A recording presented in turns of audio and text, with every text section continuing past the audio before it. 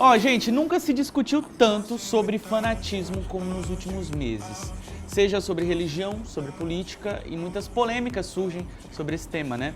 Já que na maioria das vezes esse fanatismo pode fazer com que uma pessoa cometa atos insanos em nome de um ideal, de amor ou de algo do gênero.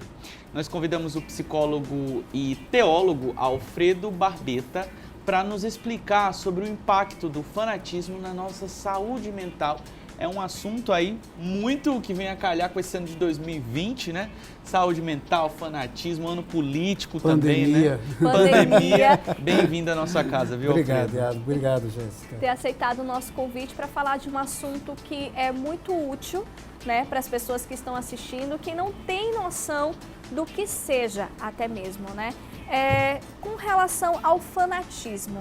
O que seria, assim, o fanatismo em geral? Quando uma pessoa é fanática, que muitos dizem assim, eu sou fanática por isso, sou fanática por esse ator, sou fanática por pessoa ou programa tal. Quando a pessoa fala isso, qual é o poder dessa palavra, fanatismo? Eu sou fanático por alguma coisa. Jéssica, é uma alegria poder estar aqui com vocês nesse momento e discutir esse tema. Eu acho que é um tema importante para a saúde mental. É um tema importante, como o Iago disse, para o momento que nós estamos vivendo, né? A gente conseguir refletir é exatamente sair do fanatismo. Para a psicologia, o fanatismo ele é uma convergência no sentido de tornar a visão de mundo inflexível. Ela não tem dois lados, é só o meu. E o meu, normalmente, é o que satisfaz o meu desejo e me dá segurança. Então, a gente já poderia abrir o programa dizendo, quanto mais inseguro, mais fanático. Quanto mais vulnerável são as minhas... Vulnerável não é o termo, mas quanto mais inseguras são as minhas posições, mais fanático. De forma geral, nós temos posições muito fechadas. É uma questão de sobrevivência. Sim. É melhor você ter um caminho do que você não ter nenhum. E como que eu escolho o caminho? Aquela que me dá segurança. Então, em termos políticos, em termos religiosos, em termos pessoais, em termos de valores, são caminhos numa única direção. Entendi. O fanático, ele cria uma teia como se fosse uma aranha super poderosa. Ela cria uma teia, uma teia, e depois ela fica presa na teia e vê o mundo só com o olhar dela. Ela não consegue ver mais nada, né? Então você está ali, é só aquilo, você não abre, e quem for diferente tem que ser derrotado.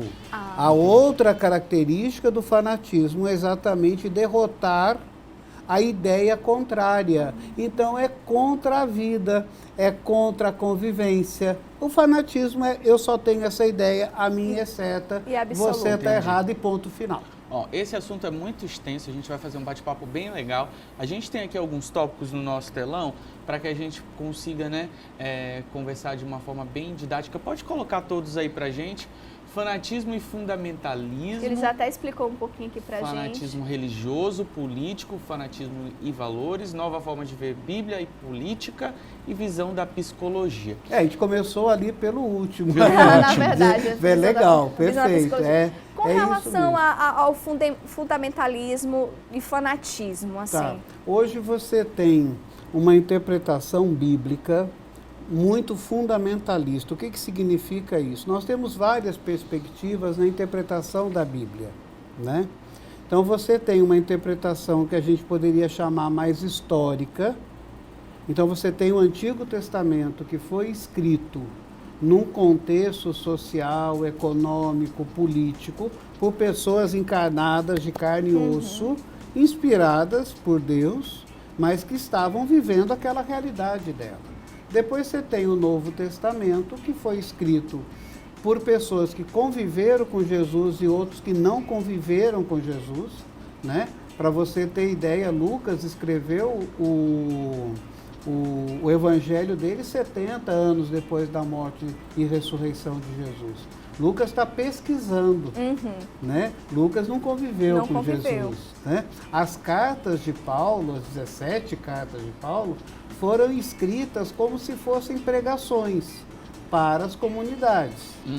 Então, essa é uma visão da Bíblia, é muito importante a gente ter clareza disso. Senão a gente pensa que nem os espíritas, né? Que Deus incorporou no Iago e o profeta Iago saiu escrevendo. Não, não existe isso, né? Dentro dessa perspectiva. E a outra perspectiva é aquela perspectiva onde eu leio e reproduzo a lei. Jesus disse, eu não vim para essa lei, eu vim exatamente para o amor. Então, a mensagem bíblica ela é completamente diferente, lida com o olhar do amor. O olhar do amor aceita você como você é, você como mulher, eu como mulher, vai aceitar o outro que é diferente, vai buscar a justiça, vai buscar a paz, vai buscar o diálogo. Então, o fundamentalismo religioso, ele se sustenta nessa leitura radical da Bíblia, na lei. O que Jesus fez, disse assim, olha, eu não vim para essa lei. O maior mandamento é ame a Deus sobre todas as coisas e ame o próximo como a si mesmo. Então, se eu encontro um gay, um LGBT, pronto, dentro o LGBTQ+, né? E eu não posso, segundo a lei do amor, dizer que ele é pecador, que ele está negando a natureza, que ele não é filho de Deus. Por que eu não posso dizer isso? Porque ele é filho de Deus. Né? Então, superar o fundamentalismo religioso é dialogar também com a ciência, né? Porque um dos dons do Espírito Santo é exatamente a ciência, a sabedoria, o conhecimento. A vacina, graças a Deus que está chegando, né? E que todo mundo vai precisar tomar, pelo amor de Deus, para acabar com isso, como tomamos o sarampo, da varíola, né? Da gripe, exatamente. Entendi. Mas isso não quer dizer, né, que Deus vai intervir, Deus dá sabedoria. Agora, deu uma perspectiva de amor. Então, a Bíblia lida na perspectiva do amor, de um Deus que se encarna através de Jesus, Messias, e é o único Messias que vive conosco. Ele não vai cobrar por milagres, ele não vai cobrar sua fazenda, seu carro, ele não vai cobrar de você, ele vive, ele dá a vida, e ele dando a vida, ele te aceita como você é. As mulheres, no seu caso, Jéssica, foram deixadas de lado. Maria Madalena, que é uma apóstola, foi deixada de lado. Né? Quantas mulheres nunca foram vistas? Maria foi escolhida, né? E a gente não vê isso. Agora, Alfredo, nas redes sociais... Desculpa, eu me animo. Nas redes sociais, fica fácil da gente reconhecer alguém que é fanatismo, porque a pessoa tá ali, usa aquele espaço que é dela, né?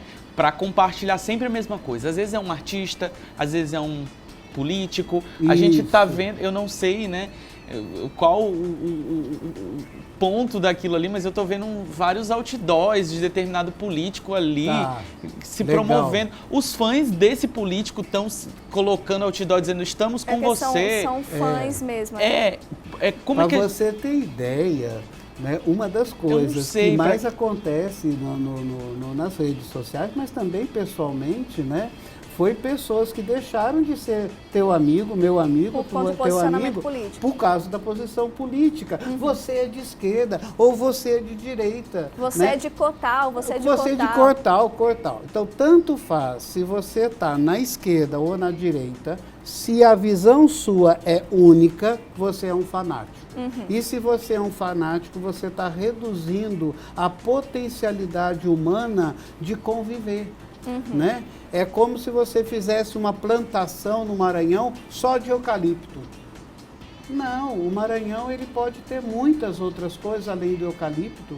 Ele pode ter uma horta comunitária, ele pode ter uma agricultura familiar, ele pode ter eucalipto, ele pode ter cana, ele pode ter alface, ele pode ter produzir aço, ele pode produzir turismo. Nós precisamos da diversidade. O fanatismo nega a diversidade. Então, a essência do fanatismo é exatamente a visão única, né? É botar aqui uma viseira não deixar olhar do lado e você me obedecer. Por isso que é fácil você pegar aqueles que estão sofrendo. Você pega uma pessoa que está sofrendo, uma mulher, por exemplo, que a vida inteira foi objeto do marido, né? Aí você chama ela lá para a tua igreja e ela se sente a escolhida por Deus. E ela, a partir daquele momento, ela é a profeta. Pronto, resolveu o problema e ela virou fanática e acabou. Você pega, a pessoa vem de lá, houve corrupção nos governos passados? Com certeza. Mas houve políticas que não foram legais? Com certeza. Então eu pego esse pacote aqui e prometo uma moral nova. Então, para todas as pessoas que estão aqui no dia a dia, né, na sua insegurança, na sua vulnerabilidade, nos seus interesses pessoais e até nos seus valores, o que ela vai fazer? Ela olha para esse novo Messias, para esse líder messiânico e aposta nele. Nós já apostamos em governos de centro, já apostamos em governo de esquerda, em governo de direita. O problema agora é uma atitude de morte. Sim. Então, que era até o que eu ia falar, o quanto isso pode impactar na nossa saúde mental e também com relação à convivência com as pessoas ao redor, que eu acho que é o que você vai falar agora, né? Pois é, porque a gente está criando um projeto de morte. Então a gente pegou o vírus, por exemplo, o Covid, né? E transformou ele num vírus que é político. O vírus virou de esquerda. Né? Então quem anda de máscara... Isso a gente até percebe nas redes sociais, Pois né? quem anda de máscara é de esquerda. Quem defende vacina é de esquerda, né? Quem mantém aqui o distanciamento, como nós três estamos mantendo, é de esquerda. Não, meu filho, eu defendo a vida. É diferente, né? Então, esse jogo do discurso político, né? E aí você tem as fake news, vocês têm os apresentadores irresponsáveis, vocês têm um jogo de interesses que corre em torno disso. Mas o pior de tudo é a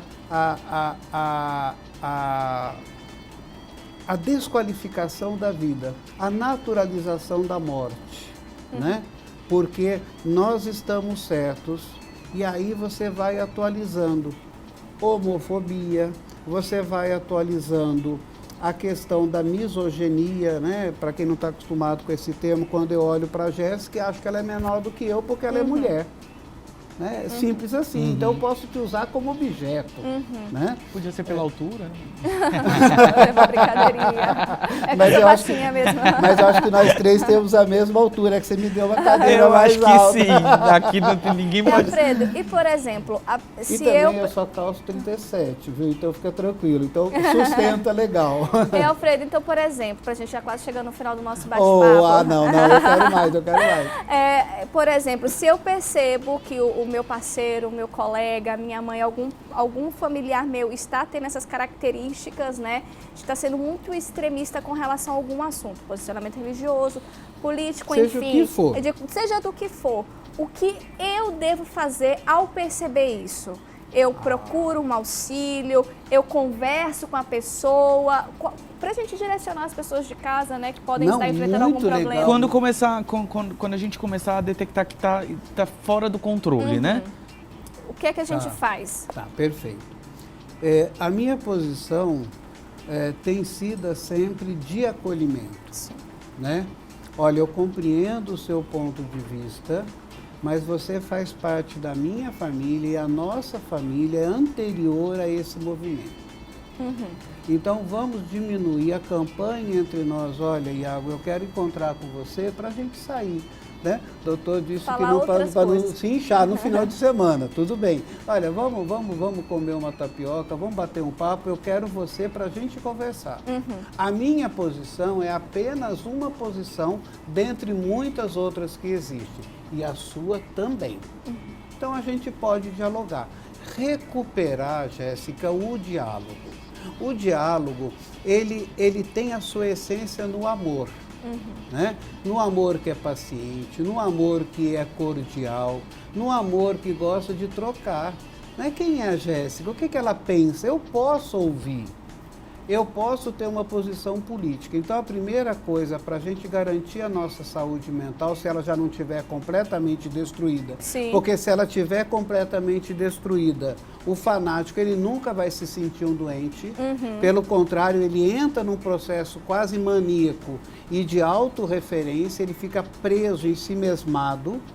Então, a gente que não está fanático, é que nós temos que começar a fazer o movimento para quebrar a casca do ovo sem furar a gema, né? Sim, que é importante. Então, Jéssica, eu quero sair com você, eu quero conversar, eu compreendo a sua posição. Queria que você me respeitasse, mas eu adoro conversar com você. Vem aqui para casa, vamos manter o grupo da família. Alguém nesse grupo de família lá do WhatsApp, alguém no Facebook deve ter um resto de amor. E é essa pessoa que vai salvar a humanidade.